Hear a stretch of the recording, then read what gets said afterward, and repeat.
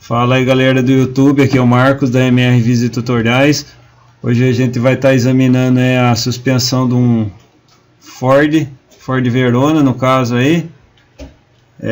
Vamos examinar esse braço oscilante, pivô, as buchas que está no braço aí da suspensão ali. Aí, ó, aí a gente pegou uma folga aí no pivô.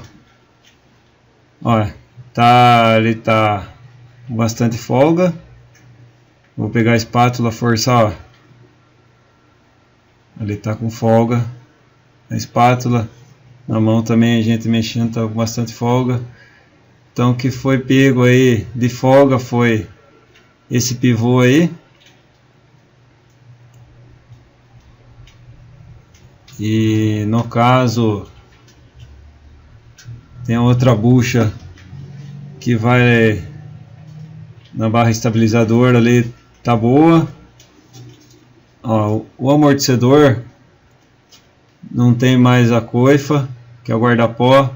O batente também não tem. E ele tá arriscado, que tá vazando, tá dando vazamento, então tem que trocar. A articulação não tá com folga. Aí não tá que vai na caixa de direção. O terminal também tá beleza, tá perfeito, não tem nenhuma folga.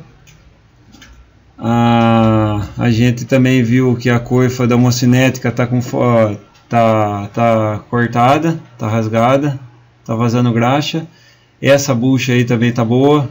Essa bucha aí do braço oscilante tá beleza. Então é isso, galera. A gente tem que trocar essas peças aí. Essa bucha também tá beleza.